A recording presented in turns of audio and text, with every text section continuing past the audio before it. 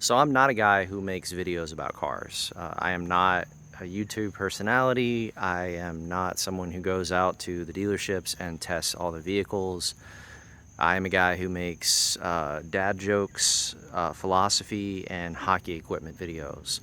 Recently, I had to replace my 2013 Kia Sorento and was looking at used cars. And this kept popping up over and over again in my searches because the prices for used cars were ridiculous, to the point where this brand new was cheaper than a lot of vehicles that were 2, 3, sometimes even 4 years old.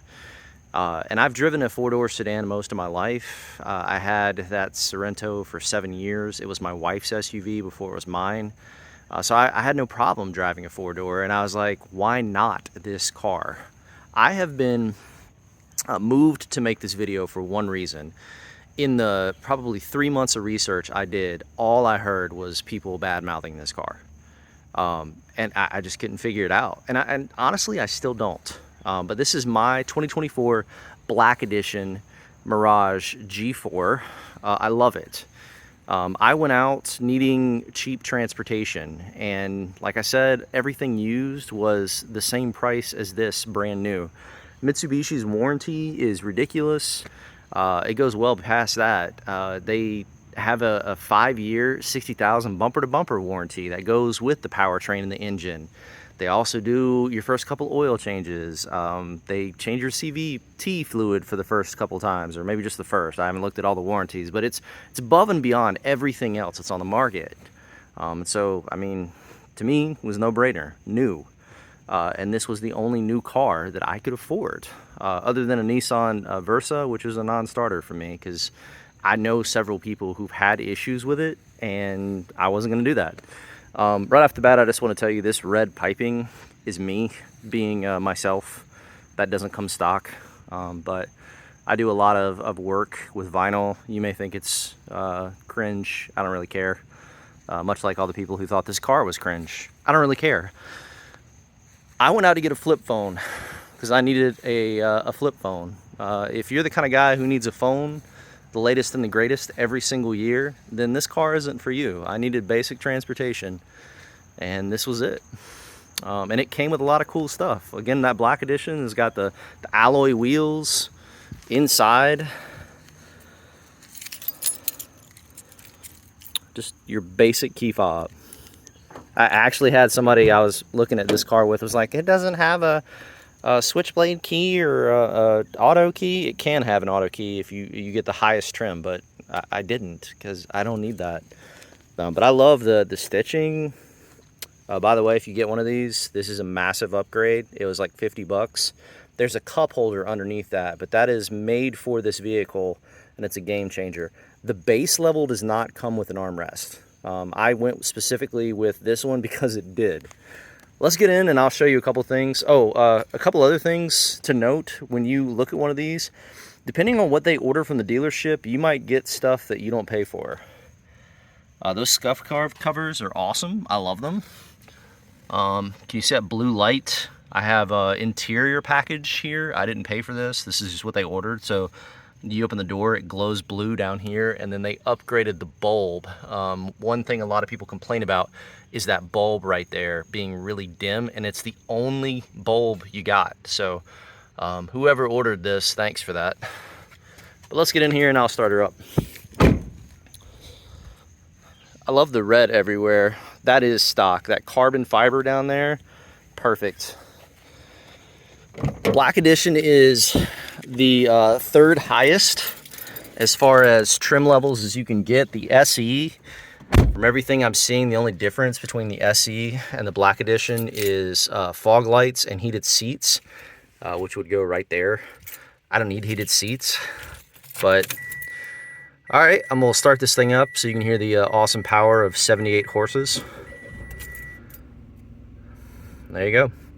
It has this awesome infotainment center. I would plug it in and show you what it does, but I'm literally holding my phone.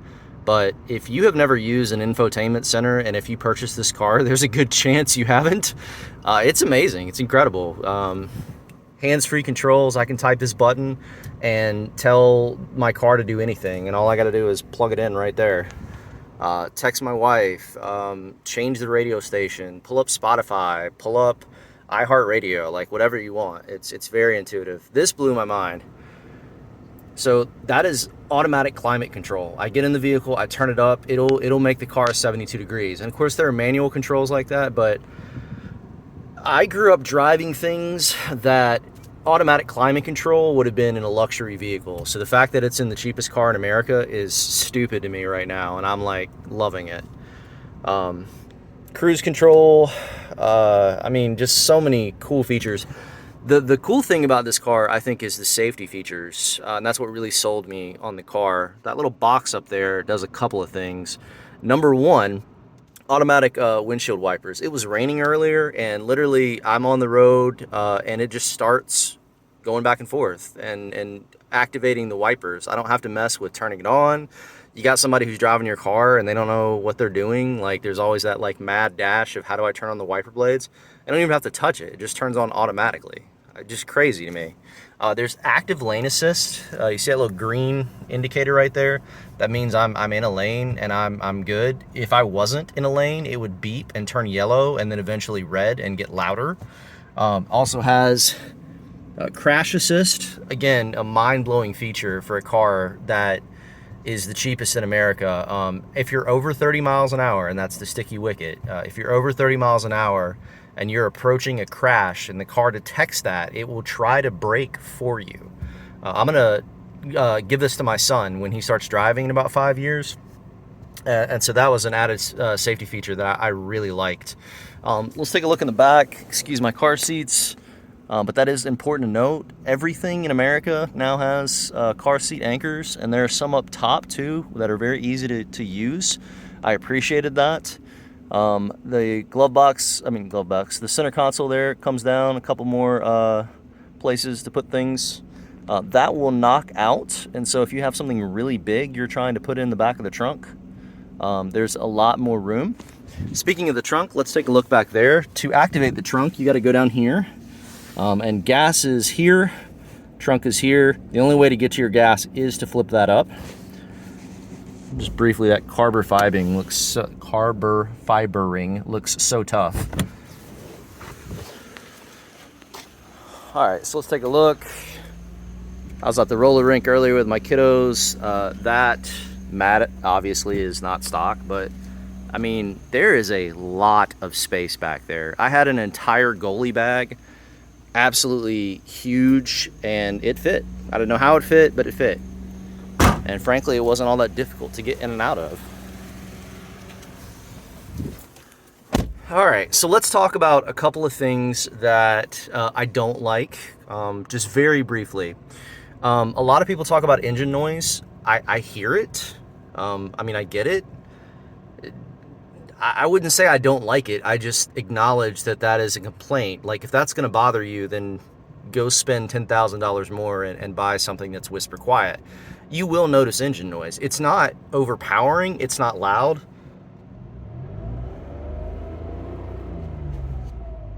Like, I mean, it's a car.